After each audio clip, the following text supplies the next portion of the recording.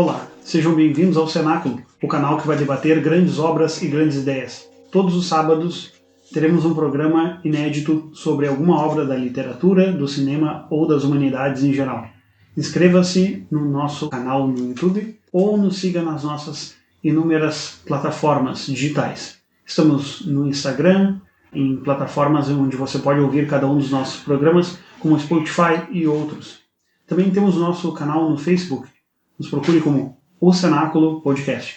Lá estaremos sempre com um programa novo para você. Bom, iniciamos hoje o nosso programa falando sobre uma obra da filosofia, uma obra bastante contemporânea, dessa última década, do filósofo coreano, mas de formação toda baseada na filosofia alemã, o filósofo coreano Byung-Chul Han.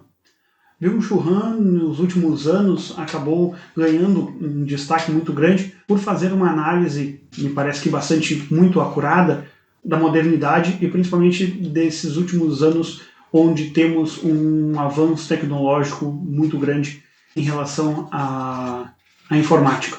A informática hoje em dia está em inúmeros campos da nossa vida, não conseguimos mais viver longe dela, e me parece que Byung-Chul Han ele faz uma leitura muito importante de como hoje em dia convivemos com essas inúmeras ferramentas que a informática nos proporciona, e dentre essas obras que ele vai abordar o nosso comportamento como sociedade, ele vai nos trazer uma obra chamada Sociedade do Cansaço. O livro ele ganhou destaque nos últimos anos e me parece ser a obra mais famosa de Byung-Chul Han.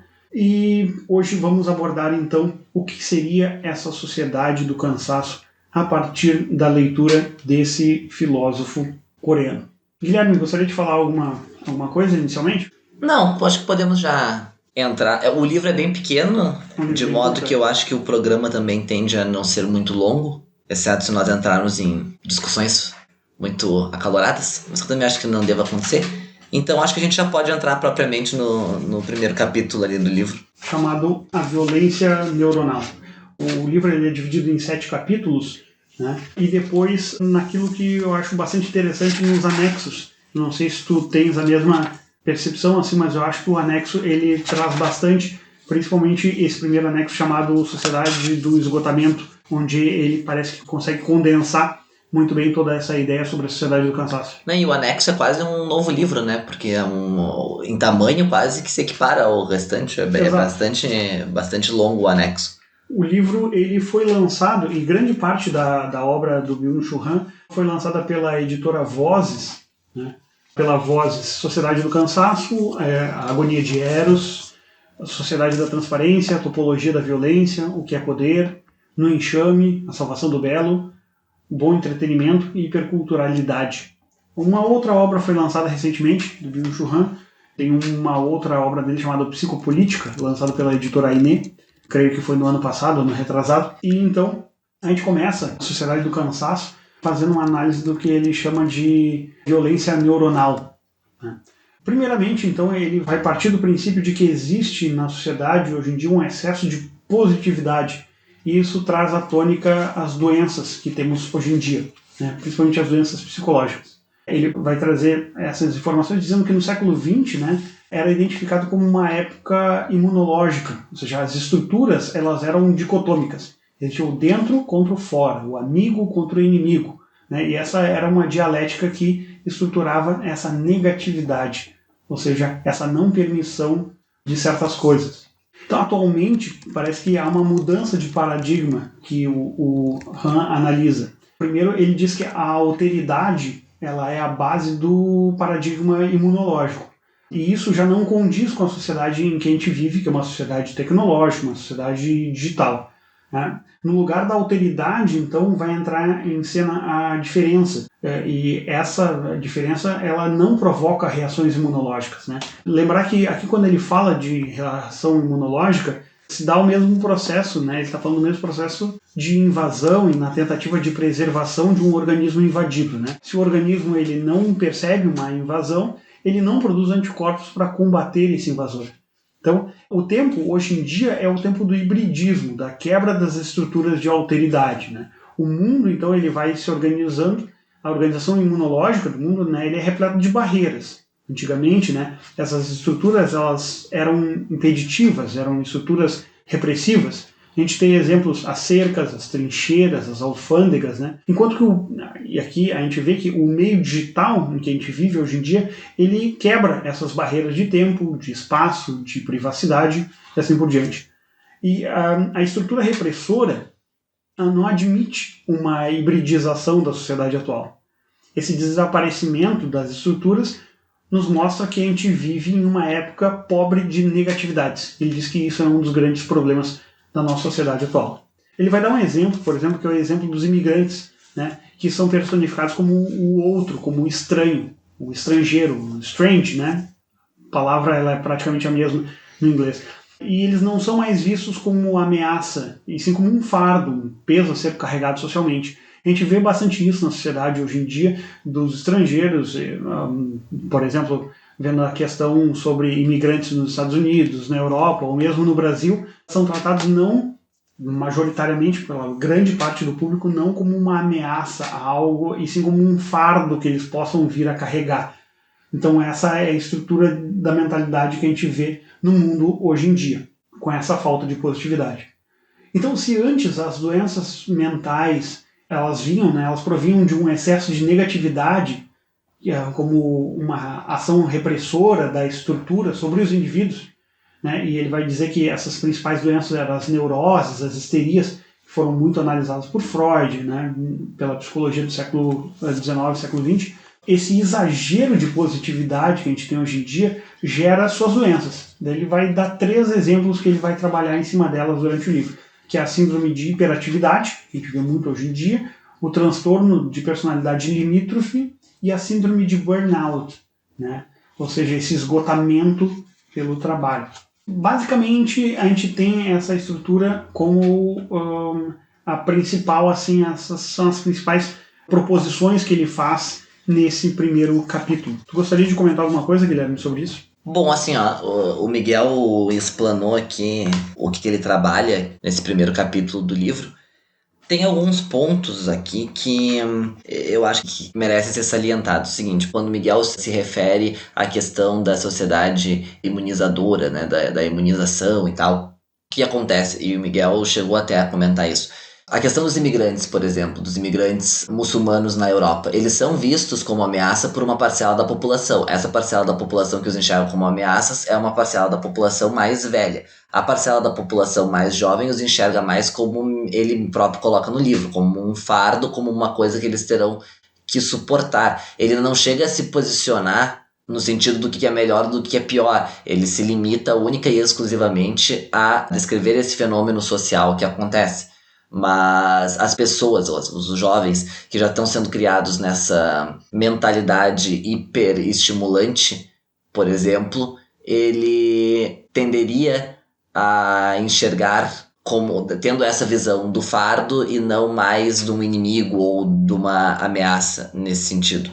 Um outro ponto, assim, que é uma coisa que eu já havia ponderado com o Miguel até, e que quando fizemos a primeira leitura do livro, e o que me parece também é um pouco... Já vou entrar assim na... Mas assim, bom, em primeiro lugar já tem aqui uma... Ele diz, né, que a nossa época, cada época possui a sua enfermidade fundamental. E aí, só curioso que ele diz desse modo, temos uma época bacteriológica que chegou ao fim com os antibióticos, e que a nossa época também não é uma época viral.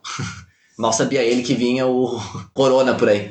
Tudo bem, não é fundamentalmente viral, mas né, o corona é fundamentalmente viral. Exatamente. E é interessante, quando eu li, eu lembrei desse momento que a gente está passando, porque durante muito tempo a gente não teve uma pandemia, né? E todos esses perigos de pandemia que a gente teve, como o Ebola na década de 90, o SARS nos anos 2000 e pouco, H1N1, todos eles foram meio que controlados e não aconteceu como aconteceu com o coronavírus, né? Não, e ele mesmo diz no livro, apesar do medo que temos hoje de uma pandemia gripal, não vivemos numa época viral. Graças à técnica imunológica, já deixamos para trás essa época. Ou não.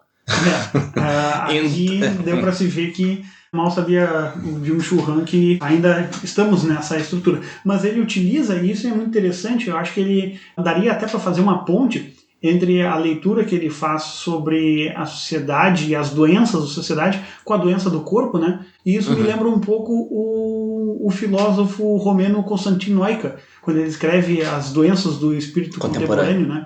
Onde ele também vai utilizar essa metáfora da doença para poder falar sobre a estrutura de pensamento e os problemas da sociedade. Não, eu só fiz a crítica assim mais brincando, porque é evidente que ele tem razão sobre certo aspecto, porque com o progresso da medicina, com o progresso da ciência, cada vez mais, tudo bem, o coronavírus é uma exceção, mas cada vez mais se tem mais métodos curativos e paliativos, então sim, cada vez mais tem de se acreditar que doenças causadas por bactérias e vírus causarão menos impacto, então, portanto, restará para o século XXI muito provavelmente o ápice das doenças mentais. Ainda que, isso também é um ponto que eu gostaria de destacar, eu não acredito, talvez eu possa estar falando uma bobagem aqui, mas essas doenças não são doenças, desde sempre existiram, né? Talvez antes elas não tenham sido diagnosticadas, mapeadas, nunca se obteve talvez registros dela vias, mas, por exemplo, basta a gente ver a literatura do século XVII, do século XVIII, por exemplo, O Vermelho e o Negro do Stendhal, a Senhora de Renal, quando vê lá que o Sorel acabou morrendo, ela morre,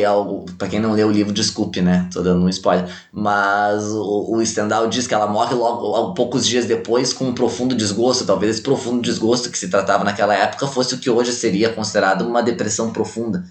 Ele até faz uma análise num outro livro dele, eu acredito até que seja, não sei se foi no Enxame ou no Topologia da Violência que eu li, que ele fala que a depressão ela é uma espécie de democratização da melancolia, que a melancolia ela era uma doença do espírito que ocorria com pessoas aristocráticas e depois a gente tem esse processo da depressão como uma espécie de melancolia de grande massa que ocorre, né, que é essa depressão que temos hoje em dia. E me parece que, bom... É que tudo seria uma questão conceitual aí, né? Porque a melancolia poderia ser mais um estado de espírito do que propriamente uma doença, né? Poderia ser assim. Sim. Mas a depressão também durante muito tempo era tida como tristeza ou como alguma coisa que... Porque também pode ser um fenômeno químico e não meramente uma reação causada por um agente externo. Pode ser isso também, mas não só. Então, nesse segundo capítulo, que eu gosto bastante desse capítulo, chamado Além da Sociedade Disciplinar, ele vai analisar, primeiramente, a análise que o Foucault faz, e eu acredito que seja no Vigiar e Punir, né, e em outros livros dele, mas em Vigiar e Punir, que ele fala que as estruturas disciplinares da sociedade, elas eram, ou seja, a topologia, os ambientes onde se reforçavam essas estruturas disciplinares, a sociedade ela era gerida por uma disciplina. E os locais onde essa disciplina ela era executada, né, com êxito, eram os hospitais, os asilos, presídios, manicômios, quartéis, fábricas, ou seja, tu tinha que trabalhar ali, tinha alguém que mandava. No quartel havia a ordem militar, no manicômio tu tinha que agir conforme os médicos diziam, no presídio tu tinha que agir conforme os carcereiros, nos asilos, assim como nos manicômios, nos hospitais, os médicos eles ordenavam e tu tinha que manter certas regras. Então a sociedade ela era muito estruturada a partir de regras. A sociedade atual, né, os símbolos dessa sociedade atual era uma sociedade positiva. E ele vai dizer, a topologia, ou seja, os elementos que mostram essa sociedade positiva, do poder, do conseguir, vão ser as academias fitness, né, mostrando aqui um elemento dessa busca pelo sucesso corporal. Ele fala muito disso, né? Hoje em dia a gente busca o sucesso em inúmeras áreas da nossa vida e isso é impossível, né? Então ele vai dizer que essa busca pelo sucesso incessante em inúmeros aspectos da nossa vida é o que vai trazer essa sociedade do cansaço. Então as academias fitness como um elemento do sucesso corporal, os prédios de escritórios como um elemento do sucesso empresarial, os bancos como elementos do sucesso financeiro, os aeroportos como elemento do sucesso turístico, de visitar vários lugares, o shopping como um elemento do sucesso de consumo, e assim por diante, né? Então, as estruturas psíquicas e topológicas, né, elas não podem mais ser analisadas pela estrutura de Foucault. Essa estrutura Foucaultiana ela caducou, ela já não condiz mais com a nossa realidade digital. Ele vai utilizar um termo, ele vai falar que o termo yes, we can, né, que foi utilizado, por exemplo, com enorme sucesso na campanha presidencial do Obama, e em particular esse verbo que se utiliza, o verbo poder, eles expressam a positividade da sociedade de desempenho. Ou seja, a sociedade da negatividade ela era baseada na proibição, no mandamento, na lei. E a sociedade da positividade ela é baseada no projeto, na iniciativa e na motivação. Então a proibição dá lugar ao projeto. O mandamento, do ser mandado, a livre iniciativa, a própria iniciativa do sujeito. E a lei baseada na motivação. Então, a sociedade da negatividade, que ela era baseada no não poder fazer, ela gerava loucos, gerava delinquentes, né, da sociedade disciplinar. E a positividade, esse sim, gera os depressivos e fracassados dessa sociedade de desempenho, que te cobra um desempenho muito grande por todos os elementos da tua vida. Aí aqui já tem um negócio que é o seguinte, né? O depressivo não é um louco. Qual é o conceito que ele... isso aí é muito... Ele utiliza esse termo louco, né, para falar justamente sobre essas características mais de neurose e de histeria, né, do século XIX. Que não é nem um conceito XX. que se usa mais, né, em psicologia, o conceito de louco, estrito senso. Sim, ele utiliza, acho que apenas como um termo ali bastante vago, mas para dar essa tônica de o que é uma sociedade e de como a sociedade ela mudou a chave de uma negatividade extrema, de uma repressão extrema, para uma liberalidade extrema onde tu não tem nortes. E me parece que nesse aspecto ele é bastante... Me parece muito bom isso, quando ele faz essa crítica de que hoje em dia parece que se pode tudo e dá uma falsa noção de liberdade isso, e a gente pode ver isso, a liberdade que a gente tem nos relacionamentos, no trabalho, tudo isso acaba nos esgotando em si próprios porque a gente acaba se cobrando demais. É que tem uma coisa também que é o seguinte, né? O Foucault, quando ele tá falando no Vigiar e Punir, enfim, as próprias instituições totais do Goffman, eles trabalham nesses termos repressivos, sim, de fato, e talvez tenha havido uma modificação nesses termos estrito senso, sim. Mas, bom, o Foucault vai dizer que o século XX é o século por excelência da sociedade de punição, digamos assim. Bom, talvez tenha sido o século por excelência dessa sociedade restritiva, porque houve uma absorção por parte do Estado de meios que historicamente eram utilizados, de meios, não digo de instrumentos, mas de meio no sentido de técnicas que eram utilizadas por essas instituições, manicômios, prisões, conventos, o exército extremamente hierarquizado, com ordens muito estabelecidas, etc. O Estado totalitário se apropriou disso e passou a usar essa técnica em toda a sociedade. Bom, o Estado passou a ser o Estado total e, enfim, não vou ficar aqui repetindo uma história velha, todo mundo sabe o que aconteceu no nazismo, comunismo no século XX. Mas também tem uma questão que é o seguinte, né? Nada que acontece passa incólume. Então também não sei se depois de um tempo essa disseminação... Hoje em dia o Estado tem muito mais meios de repressão do que jamais teve, por conta do avanço tecnológico, isso sem sombra de dúvida. Mas também tem um critério que é o seguinte: talvez pudesse se interpretar a nossa sociedade também como uma sociedade punitiva entre alguns aspectos. A única coisa é que a punição ou a restrição ela não viria de cima, mas ela viria dos próprios pares. No sentido de que a própria sociedade se puniria uns aos outros e se vigiaria. Talvez não com uma punição muito severa, mas no seguinte sentido. Basta ver até aqueles grupos escolares, por exemplo, de que a gente vê bastante esse filme americano, dependendo de como a pessoa é, ela não está apta a participar daquele grupo. No sentido do, por exemplo, se tu é gordo, tu não pode fazer tal coisa, entendeu? Então tu tem que ir na academia, porque se tu não for magro ou se tu não for malhado, tu vai estar proibido de uma série de coisas com uma série de pessoas, tu vai ser mal visto socialmente, e isso com várias coisas, né? Fumantes, alcoólatras, mas nem só isso, enfim, várias coisas, então isso também pode ser talvez visto dessa forma, no sentido assim, às vezes, depois de um Estado talvez muito repressivo enquanto Estado, talvez ele tenha conseguido disseminar essa noção de vigiar e punir para a própria sociedade. Sim. E basta se ver, por exemplo, agora mesmo nessa questão do coronavírus inteiro, como teve gente assim que ficava, né, do tipo, as pessoas se xingando na rua porque um tava sem máscara ou porque a outra pessoa tava não sei o que, tipo assim, tu não precisa mais daí nem do próprio Estado, porque as próprias pessoas se censuram umas às outras e as próprias pessoas entre si estabelecem aqueles padrões, né? Porque de certa forma as pessoas procuram padrões. Exatamente. Então isso é meio natural. E isso é dos aspectos que ele diz lá no Enxame, dizendo que antigamente nós vivíamos numa sociedade de massa, né? Onde havia uma espécie de unidade entre as pessoas e que hoje em dia a gente vive como se fosse numa espécie de enxame, ou seja, vivemos como numa colmeia onde as pessoas elas acabam se tornando atomizadas, tá todo mundo junto, mas elas estão isoladas entre si e vigiando em si, como se fosse, ele chama isso de panóptico digital, né? Então parece que as pessoas, tu não precisa de um elemento único como era o panóptico do Bentham, que uma pessoa ficava vigiando todas as outras e ninguém poderia fazer alguma coisa fora do que fosse permitido, porque não estava sabendo se estava sendo vigiado ou não. E a gente vive isso hoje em dia num meio digital, ou seja, eu não sei se a Siri do meu Apple está me vigiando e mandando todos esses meus dados para alguma coisa, não sabe? Eu não sei se todos os sites que eu estou acessando, eles estão sendo observados por alguém, pelo governo, pelo Estado, ou pelo próprio Facebook, não sei.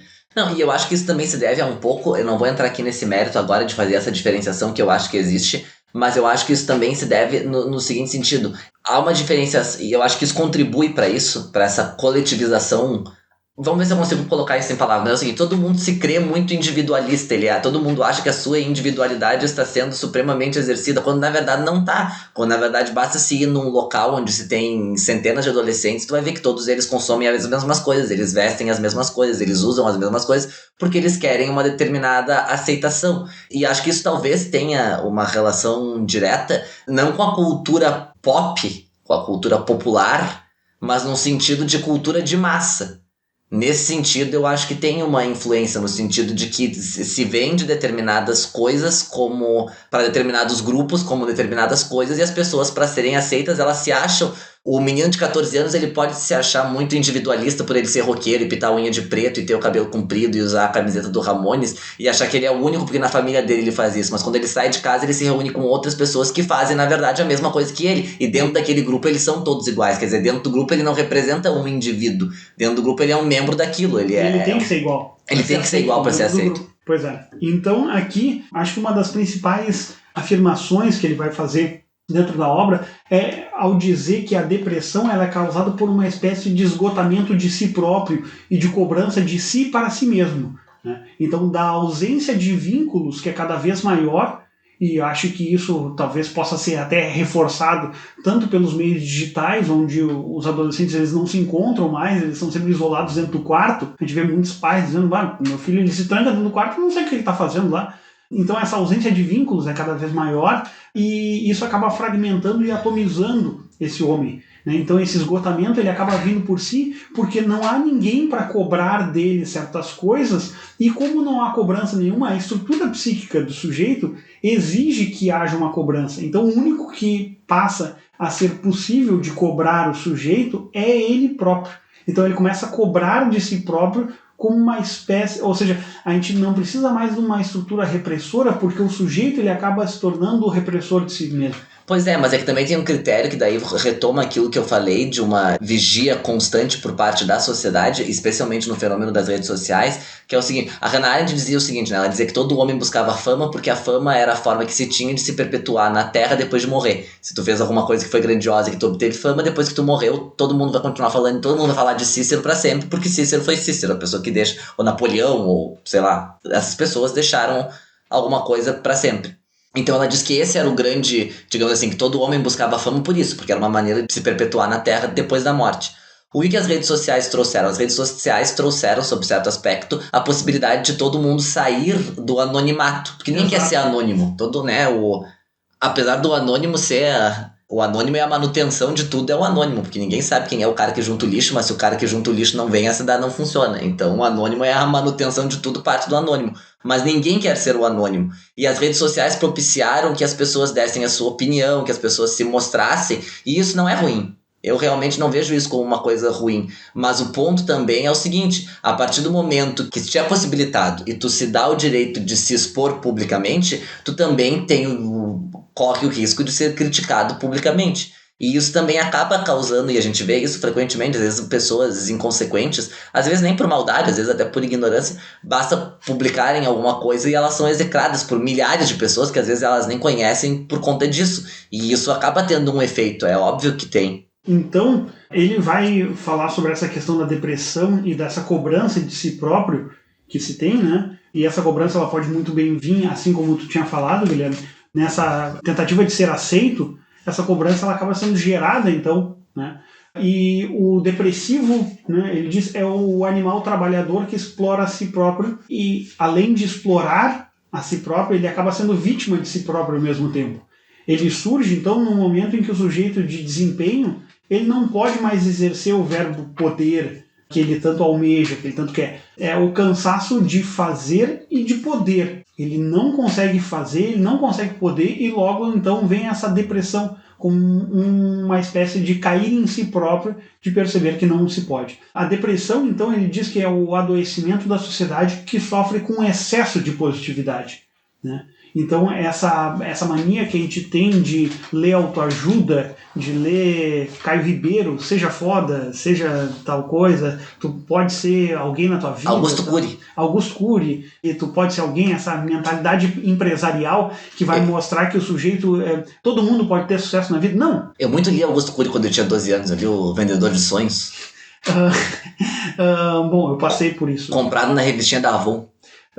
Então, quando ele vai utilizar dessa crítica, ele vai mostrar muito que essa mentalidade muito empresarial, ela tem uma espécie de função dentro da estrutura capitalista, onde o sujeito, né, ele não é necessário mais alguém te mandar fazer as coisas, né?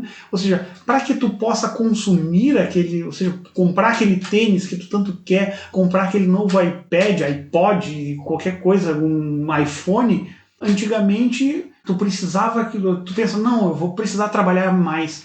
Só que hoje em dia tu não precisa de que alguém te mande trabalhar mais, porque tu exige de si próprio um trabalho incessante, que tu junte dinheiro, que tu seja bem sucedido, que tu tenha o teu 1 milhão, que tu seja Betina, não sei o que tu consiga todo aquele teu dinheiro, que tu seja bem sucedido, que tu tenha um corpo bonito para mostrar nas redes sociais, que tu seja uma pessoa.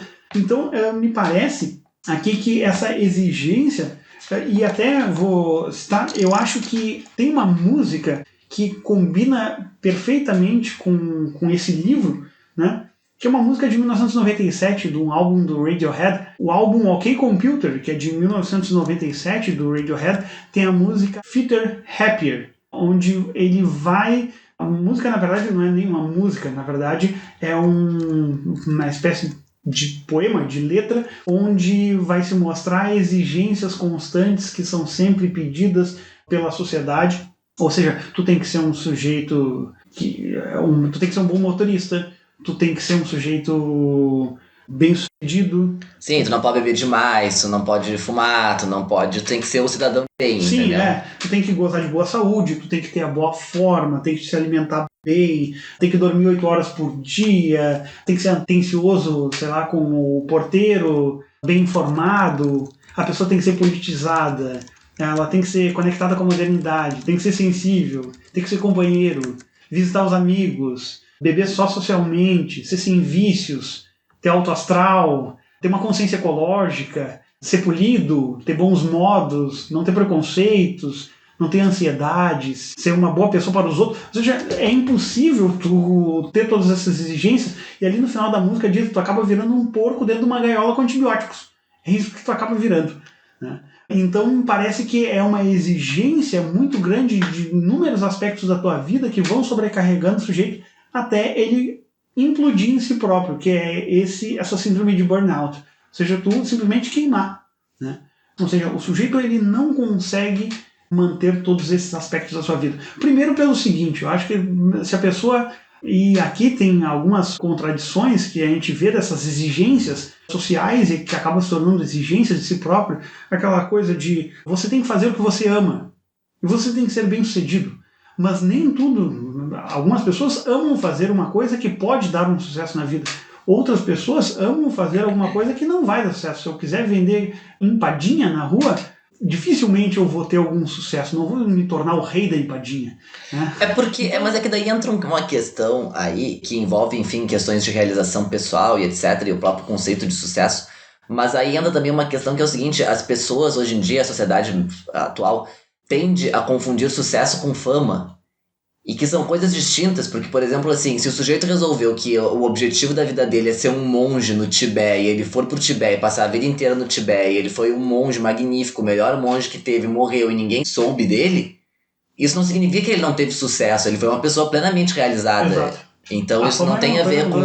Exato. É uma questão mais mercadológica e de reconhecimento aos outros, e não na questão do sucesso em si. Então ele vai dizer que a depressão é o adoecimento da sociedade que sofre com esse excesso de positividade, né? Então a sociedade ela está em competição sempre consigo própria. É como se tu buscasse, tu tá sempre competindo contigo mesmo e hoje eu produzi o meu serviço. Não, mas eu tenho que produzir sempre. Então amanhã eu vou produzir mais e depois vou produzir mais. Mas só que tem um momento que tu chega no limite de produção e tu não consegue passar de si próprio. É como se tu tentasse correr contra a tua própria sombra, tu fizesse uma aposta de corrida com ela. O ser humano ele tem um limite. Então, no sujeito de desempenho, não há a quem obedecer. Então, o sujeito ele obedece a si próprio. Então, a partir daí, ele diz, aí está o perigo dessa estrutura de pensamento, quando a gente entra nela, porque a liberdade e a coação, ela coabita no sujeito. Ele acaba coagindo a si próprio e ele acha que está em liberdade. Então, forma-se essa espécie de, que ele chama de liberdade coercitiva. A coerção ela é mais eficiente que a disciplina, ele diz, porque traz consigo uma falsa sensação de liberdade. Eu acho que eu não estou sendo coagido a ninguém a produzir cada vez mais. Mas, na verdade, eu vivo numa sociedade de consumo, uma sociedade de produção que não exige diretamente isso de mim. Mas eu acabo fazendo... Ela nem precisa fazer isso, porque eu faço esse serviço contra mim mesmo, que é exigir de si próprio.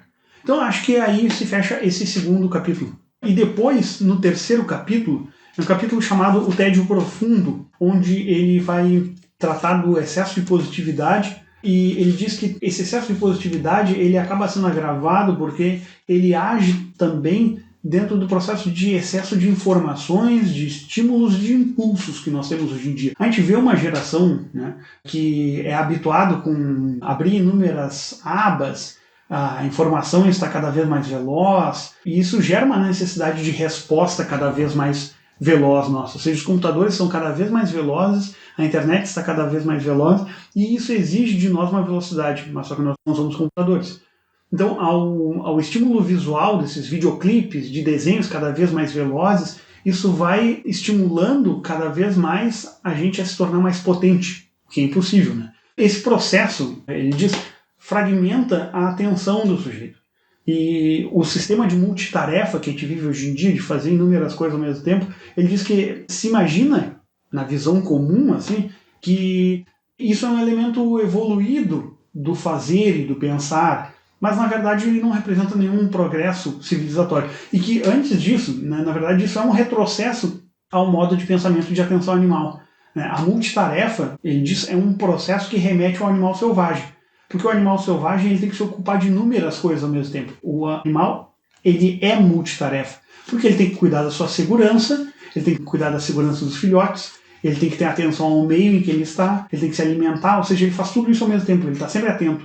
Então na vida selvagem o animal ele é obrigado a dividir a sua atenção com inúmeras dessas atividades.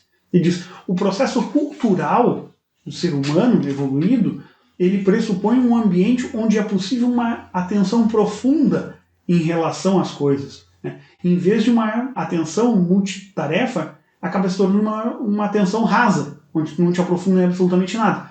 Então a cultura ela requer uma atenção focada e concentrada. Com a mudança de foco constante que a gente tem, então as atividades, as fontes, os processos, os estímulos, ele não dá espaço para o tédio. Ele diz, o tédio ele é um processo do fazer criativo. E essa inquietação gerada por esses inúmeros estímulos, ele não produz nada de novo. E acaba isso logo frustrando o sujeito, que se vê incapaz de acabar as inúmeras coisas que iniciou e que projeta. Né? E ele acaba citando o filósofo Nietzsche, e até é a citação que ele faz, que está na contracapa do livro, que é uma citação de Nietzsche do livro Humano, Demasiado Humano, quando Nietzsche diz assim, por falta de repouso, nossa civilização caminha para uma nova barbárie. Em nenhuma outra época os ativos, isto é, os inquietos, valeram tanto.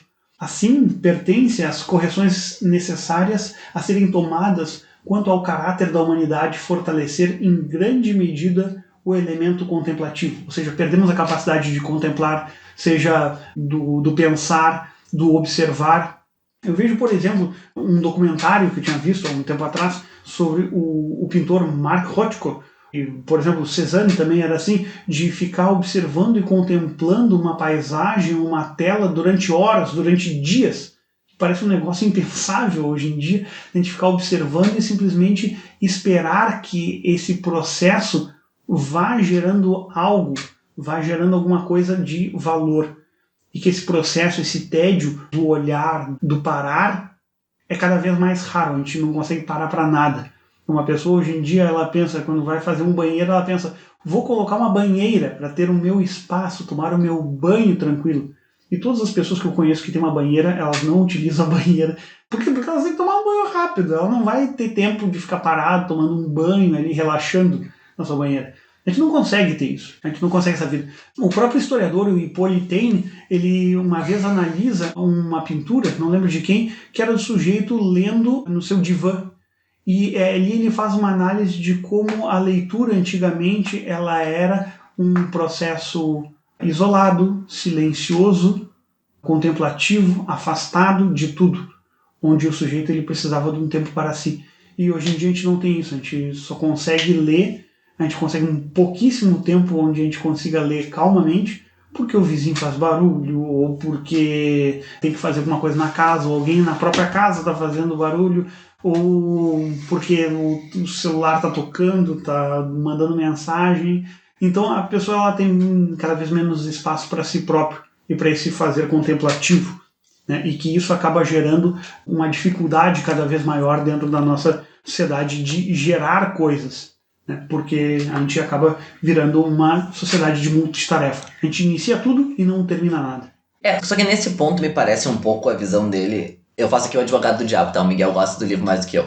Nesse ponto aqui, me parece que ele tem uma visão... Muitas pessoas que escrevem sobre isso têm essa visão. Me parece que ele tem uma visão um pouco idealizada e um pouco romântica do passado. Porque eu acho que é um critério aí que é o seguinte, ele mesmo fala em algum momento do livro, não me lembro se é nesse capítulo, em progresso civilizacional. Mas é que o termo progresso civilizacional já é um termo meio complexo, se não definido. Ele não define o que ele diz pro progresso civilizacional. E aí a gente já tem um certo problema. Porque... Mas nem cabe isso, não é o objetivo dele no livro. Não tô dizendo que seja, mas tô dizendo assim, tipo, porque nós estamos num progresso civilizacional. Sob qual aspecto? Houve um progresso tecnológico, sem sombra de dúvida, sob esse aspecto sim. Agora, a própria frase do Nietzsche, a ideia de que a temporalidade traz em si mesma um progresso é uma ideia estúpida. O século XX foi um dos piores séculos de toda a história da humanidade, se não o pior século em termos de morticínio, em termos de... se matou-se gente como nunca se tinha matado até o século XX. Então essa ideia de que um século por vir depois do outro traga em si mesmo um progresso não é bem verdadeiro. Mas não só isso. Ele não diz isso. Não, ele não diz isso. Eu tô dizendo é que ele diz progresso civilizacional, sem definir. Tô dizendo que isso pode gerar isso. Porque o ponto também é o seguinte. O ponto é... bom, é que daí tu tá inferindo que essa é a ideia que ele tem de progresso. Não tô dizendo que essa é a ideia que ele tem de progresso. Estou dizendo que ele cita sem definir. Estou dizendo que quando se cita sem definir, pode se abrir para esse sentido. Mas além disso, eu acho que tem outros pontos que é o seguinte. Não necessariamente seja ruim em si. O Miguel citou o Taine, lá das origens da França contemporânea. Bom, tudo bem, no tempo do Taine, a gente tinha lá o sujeito que conseguia ler muito calmamente, e que isso, sem sombra de dúvida, acarretava a ele uma possibilidade muito maior de compreensão daquela obra, talvez, ou de capacidade mais profunda de leitura, etc. Só que todas as suas épocas têm prós e contras. Então, por exemplo, na época do Taine eles conseguiam ler com mais tranquilidade, mas nunca em termos de possibilidade de leitura, não estou dizendo que as pessoas hoje leem mais, mas em termos de possibilidade de leitura nunca se pode ler do que a nossa época, onde a maior parte da população é alfabetizada. Eu acho que a maior parte da população é, mas acho que sim, mesmo na África acho que a maior parte da população é alfabetizada. Sim. Mas aqui acho que daí vem a visão diferente que nós temos sobre o que é proposto aqui e quais são os problemas e os prós e contras do livro.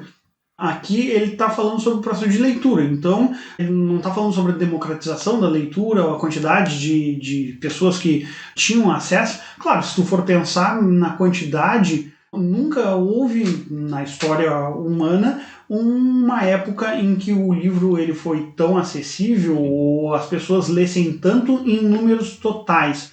mas o que ele está falando é sobre a questão da qualidade dessa leitura que é feita, né? Não, isso eu concordo, mas eu também acho que aí tem um critério, claro, que daí teria que ser feito um estudo, digamos assim, quase matemático para calcular isso. Sim. Mas, por exemplo, assim, ó, hábitos, de um modo geral, não são muito quantificáveis, mas vamos pegar assim nesse sentido. Digamos assim, o que hoje pertenceria à elite, pessoas com uma estrutura econômica, familiar, etc., mais bem estruturada, de um modo geral, tendem a ser menos suscetíveis a determinados problemas. Então, eu acredito que quando há uma maior...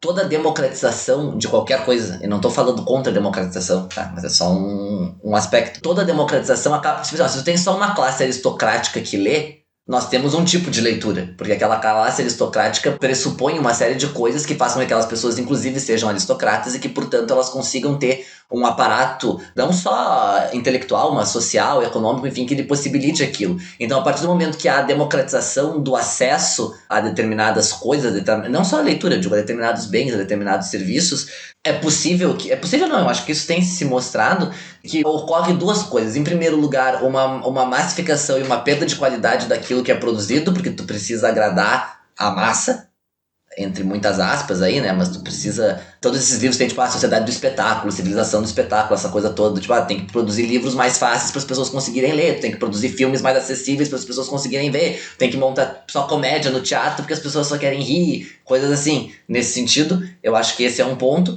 E claro que daí o outro ponto também que eles têm é isso, quer dizer, as chances de uma pessoa que vamos dar um exemplo talvez prático assim, mas vamos supor, tentar pegar duas pessoas do mesmo nível, mas vamos pegar assim, ó, um menino de 11 anos de idade que vem de uma família um pouco mais estruturada e que tem que vai numa escola melhor, etc, que ainda assim que jogue videogames, eu acho que ele tenha uma condição por uma predisposição talvez familiar e de ordem estrutural ali, de conseguir eventualmente fazer uma leitura, não estou dizendo que isso é regra, mas de fazer uma leitura mais aprofundada do que uma pessoa da mesma idade que venha de uma condição mais pobre e que talvez as pessoas sejam mais suscetíveis a essa hiperestimulação. Sim. A gente tem então, aí nessa citação do Nietzsche, esse fechamento, né, do tédio profundo, onde ele vai fazer essa espécie de elogio a esse tédio profundo.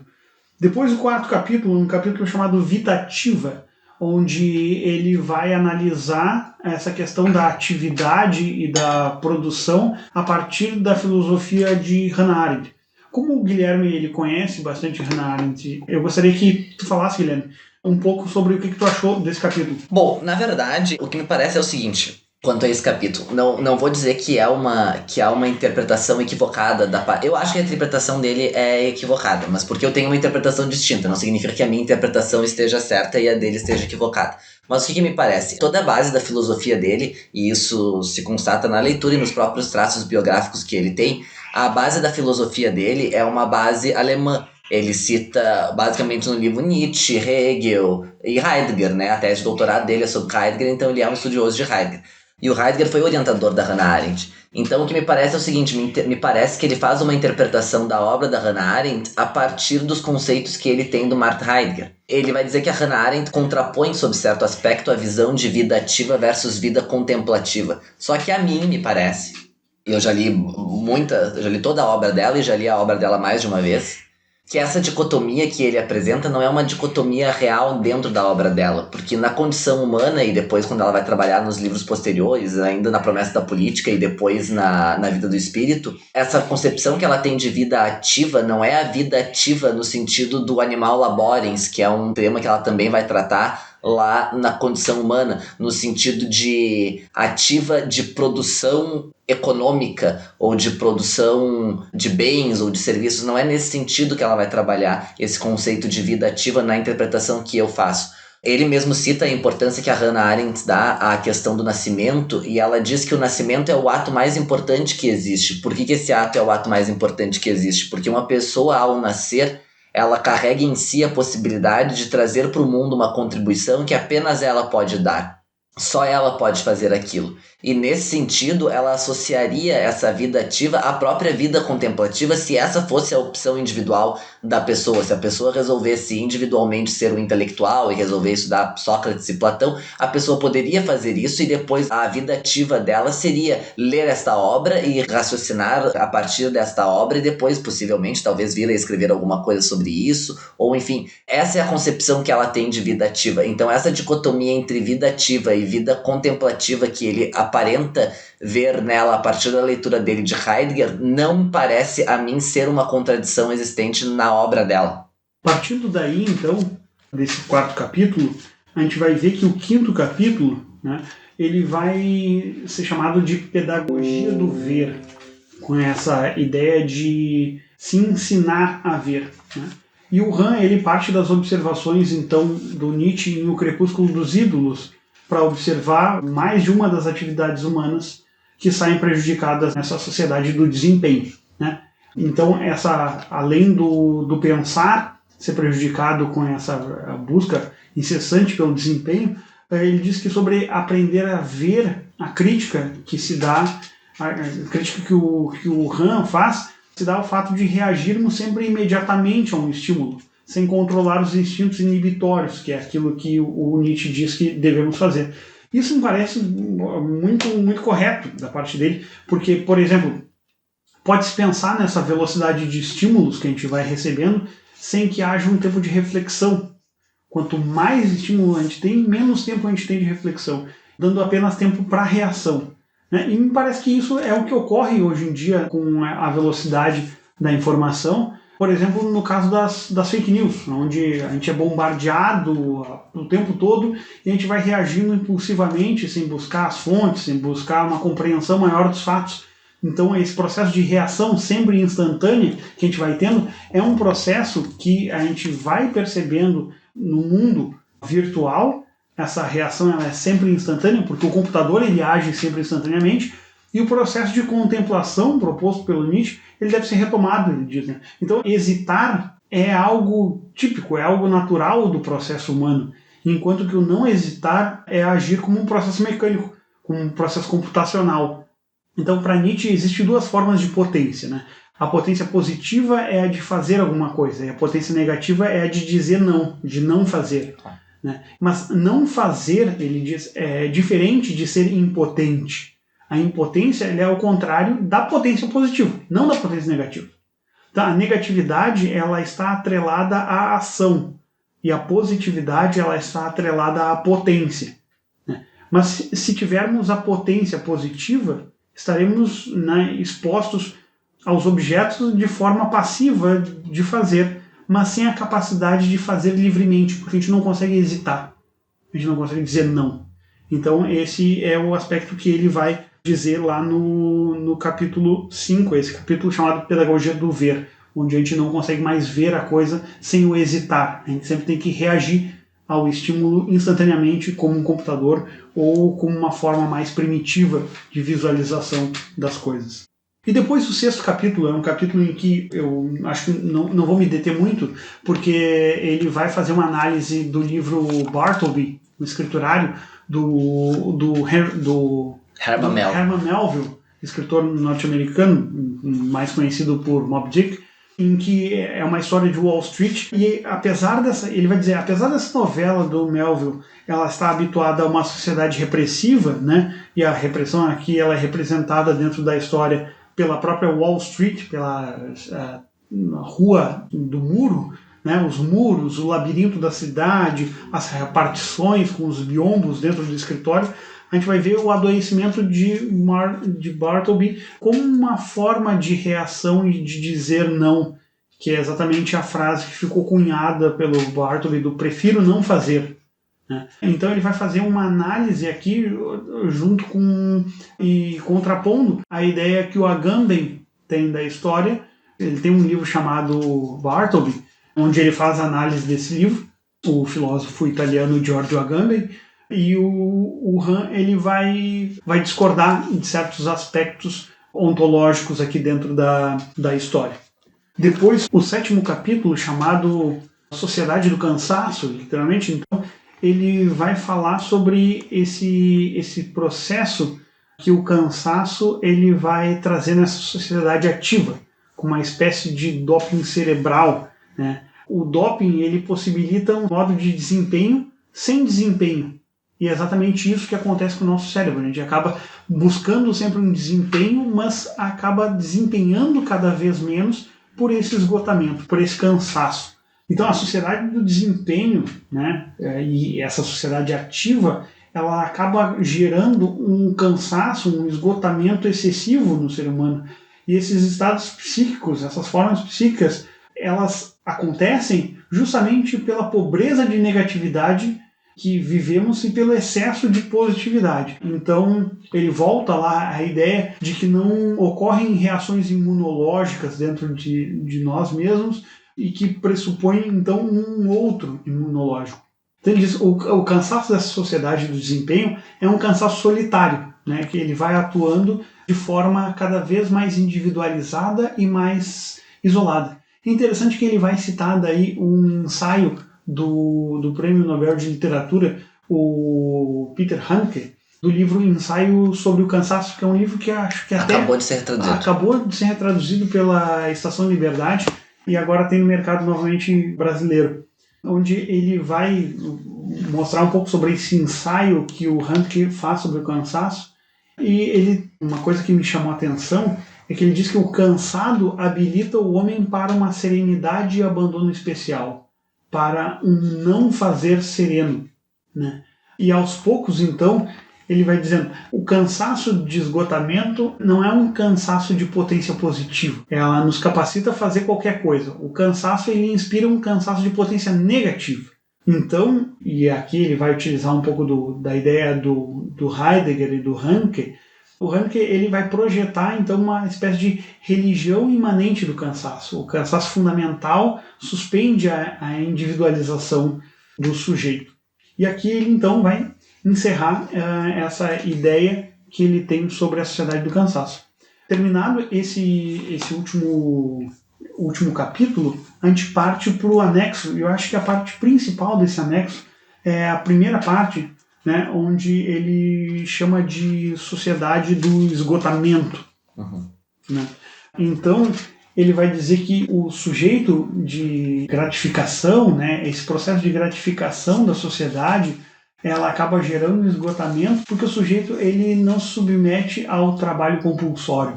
Ele espera alcançar, então, pelo trabalho, sem o ônus do dever. Ou seja, eu não preciso dever fazer a coisa, eu tenho que gostar de fazer aquilo para conseguir. Ou seja, é aquele negócio que hoje em dia se diz de ser o patrão de si próprio. Ou seja, não tenho patrão, eu faço aquilo que eu amo. Trabalhe com aquilo que você ama e você nunca terá um trabalho na sua vida. Ou seja, e a gente vê que não é bem assim. Trabalhe com aquilo que você ama e passa a odiar aquilo que você ama. Exatamente, a gente acaba odiando, né, aquilo.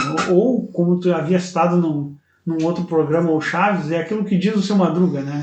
Não existe trabalho ruim, o ruim é ter que trabalhar. Exatamente. Então, a gente vê que o sujeito ele busca ser uma espécie de empreendedor de si mesmo, né? Ele evita inconscientemente alcançar ou estipular uma meta. A meta é dobrar a meta. A meta não existe, a meta é dobrar a meta. Então, ele sempre busca uma espécie de superação de si próprio, né? Com aquilo que eu havia dito, é como se tu fosse apostar uma corrida com a própria sombra. Então, as doenças como a depressão e a síndrome de burnout e a hiperatividade, elas são associadas a essa incapacidade que a gente tem de dizer não, de poder tudo, do esgotamento de si próprio. Então, o inconsciente, ele não tem influência na depressão. Ela está, então, como ele disse, baseada na insegurança de identidade que nós temos hoje em dia, ou seja, a gente não tem uma identidade própria, na busca incessante por uma iniciativa pessoal, o que nem sempre é possível, e pela incapacidade de agir. Ou seja, a gente sempre quer uma iniciativa pessoal, mas acaba não agindo. Então, essa coação que existe de desempenho força o sujeito a agir cada vez mais, mas nunca alcançando um ponto de gratificação. Ou seja, tu nunca está feliz com aquilo porque tu está sempre exigindo mais de si. Então, a depressão ela seria uma espécie de fracasso em relação ao que não se pode controlar, do sujeito que busca iniciativas inutilmente. Nessa sociedade do desempenho, então, o sujeito ele vai se desgastando de si próprio, vai se esgotando por competir consigo próprio, né? Ele é incapaz de sair de si numa atitude narcisística, E a gente vê que a gente vive, e as próprias redes sociais, a alta conta que nós temos em dar a nossa própria opinião, sendo que a maioria das pessoas elas não pedem a nossa opinião, a gente pensa, não, mas mesmo assim eu quero dar. Então é uma atitude narcisística, né? Que o sujeito ele fica se remoendo, né? Levando uma espécie de autoerosão, que ele diz. E isso vai gerando um esvaziamento. Né? E ele utiliza essa imagem que me parece muito interessante, que é a imagem que ele diz o sujeito ele fica correndo numa roda de hamster. Ele não sai do lugar, mas ele corre cada vez mais. Então os novos meios de comunicação eles reforçam ainda mais essa destruição do outro, né? Os milhares de amigos virtuais que a pessoa tem e simplesmente a pessoa ela é isolada, ela não tem ninguém, mas ela tem milhões de amigos. O sujeito ele não tem um princípio de realidade. Ele se expõe demais para se mostrar a si próprio. Né? Ele, na verdade, ele não quer mostrar para os outros, ele quer mostrar a si próprio. Ele mantém relações que são sempre superficiais. Né? E, então, é interessante isso, porque ele diz que a energia do libido é empregada em si próprio. Porque como o sujeito ele está isolado, ele tem que canalizar essa libido para algo. Ele acaba canalizando para essa atitude narcisística. Né? A energia do libido ela é gasta, na maior parte, com o homem fragmentado e atomizado. Né? Então, é a pressão de desempenho que acaba algemando a pessoa. O depressivo, né, ele fala que é um animal trabalhador. Ele já tinha dito isso em algum ponto. E que explora a si próprio. Ele é um agressor e ele é vítima ao mesmo tempo. Ele surge no momento em que o sujeito de desempenho ele não pode mais poder. E daí vem a depressão. É o cansaço de fazer e o cansaço de poder. A depressão ela acaba se tornando uma espécie de adoecimento da sociedade que sofre com esse excesso de produtividade. No sujeito de desempenho, então, não há quem obedecer, porque ele busca uma liberdade e não obedecer a ninguém. Então ele obedece a si próprio. É a partir então dessa liberdade de coação que ele acaba gerando essa liberdade coercitiva, que ele vai dizendo. Não, uma coisa que ele diz aqui que eu gostei muito lá pelas tantas, ele diz assim, que eu acho que é bem significativo do que ele está dizendo, ele diz assim: a mania da busca por saúde surge sempre que a vida se tornou desnuda, como uma cédula de dinheiro, e quando todo o conteúdo narrativo se esvaziou, ou seja, tu não tem nada, tu não tem vida, então a única coisa que tu tem que buscar é a saúde. Ele diz, frente à atomização da sociedade e à erosão do social, sobra apenas o corpo do eu, que deve ser mantido sadio a qualquer preço. Ou seja, eu não tenho nada, a única coisa que eu tenho é meu corpo, então eu tenho que dar um jeito do meu corpo permanecer. A vida desnudada faz desaparecer toda a teleologia, todo ser para, em função do que valeria a pena estarmos saudáveis. A saúde torna-se autorreferenciável e se esvazia num expediente sem meta. Ou seja, tu quer saúde para quê? Eu quero saúde para ter saúde. Sim, mas a saúde para ter saúde não pode ser um bem em si mesmo, porque tu almeja ter saúde para fazer alguma coisa. Eu quero ser saudável para poder correr uma maratona, poder fazer uma natação. Eu não quero ser saudável para ser saudável. É que, na verdade, as pessoas elas ocupam todo o tempo da vida delas para ser saudável e acaba não sobrando nenhum tempo para fazer alguma outra coisa com essa saúde. Então é um... Então, se quer viver mais, mas se gasta todo o tempo de vida querendo se viver mais. E não existe, então é um processo autorreferencial e isso a gente vê... É tipo, muito... não vive, só existe. Exato, ele diz, a gente acaba querendo viver mais para virar uma espécie de morto-vivo. Né? Então, isso se vê muito nessas obsessões que hoje em dia se tem com a questão da alimentação, ou seja, na verdade a comida ela não virou mais comida, ela virou nutriente. A gente pensa sempre na quantidade calórica que a gente está consumindo, na quantidade de proteína, de não sei o que, ou seja, tu não consegue mais desfrutar do alimento como alimento em si. Não aqui que a pessoa deva descuidar da sua própria saúde, mas de existir um equilíbrio saudável mentalmente, quanto à questão da alimentação, por exemplo, dos exercícios físicos, né? Onde a pessoa ela vive o tempo todo fazendo exercício físico para poder ser saudável e acaba esgotando a si própria. Então, a pessoa não consegue mais desfrutar de nada, ela só acaba pensando em um objetivo mais à frente, que nunca vai se alcançar. Eu acho que só pensar em saúde é sinal de doença. Exato. Uma pessoa que só pensa em viver, ela, né, acaba tendo uma vida sem vida. E depois, a última parte do livro, ele vai falar sobre a questão da festividade, onde a festividade é uma espécie de parar no tempo e que hoje em dia a gente não consegue mais esse parar, né? Ou seja, a gente não vive mais uma sociedade festiva, a gente não consegue mais aproveitar essa parada para a celebração de algo. Isso, porque ele retoma conceitos de celebração que teriam um conceito ritualístico, clássico dentro das religiões, desde pagãs dos gregos até no próprio cristianismo, e vindo com as religiões subsequentes nesse sentido, né? A celebração, de celebrar, não é uma coisa, né? Não é a festa da boate hoje onde tu chega lá e dá assim. Exato. Então, aqui, eu acho que ele termina muito bem o livro, e eu acho muito bonito essas últimas frases, quando ele diz: já é tempo de rompermos com essa casa mercantil. Já é hora de transformar essa casa mercantil novamente numa moradia, numa casa de festas, onde vale mesmo a pena viver. Ou seja, parece que perdemos um pouco desse sentido, e ele é bastante pessimista, nessa questão de perder o sentido da vida, ou o que vale a pena dentro da própria vida. Essa é a nossa obra que lemos hoje, então, Sociedade do Cansaço, de Byung-Chul Han, filósofo bastante contemporâneo e que traz questões muito contemporâneas na nossa vida. E para tratar dessa questão do burnout, do sujeito esgotado de si próprio e que simplesmente explode na sua própria loucura, a gente vai ver no nosso próximo programa, no próximo sábado, teremos uma obra cinematográfica que trata de algumas questões não tão contemporâneas assim, porque o filme ele se passa na década de 70, mas que traz a exploração midiática e de consumo cada vez maior, que talvez a gente possa fazer uma reflexão de que vai desembocar nisso tudo que a gente está vivendo hoje em dia, né? Trataremos então do filme do diretor norte-americano Sidney Lumet, do filme Rede de Intrigas, um filme de 1976, concorreu a inúmeros prêmios, a 10 Oscars, eu acredito, e então falaremos um pouco sobre essa obra desse diretor. Então assistam o filme, é uma grande obra cinematográfica que pode trazer inúmeras reflexões, principalmente sobre o questionamento que ele faz aos meios midiáticos. E acho que aqui está a grande crítica que o Lumet vai fazer a essa obra. Mas isso fica para o nosso próximo programa. Então, até a próxima. Muito obrigado. Lembre-se de nos seguir nas nossas redes sociais e também no nosso canal do YouTube. Clique no sininho, assine as notificações e ficará sempre inteirado dos nossos próximos programas, todo sábado, às 8h30 da manhã. Muito obrigado. Até a próxima. Obrigado, Guilherme. Obrigado, Miguel. Um abraço.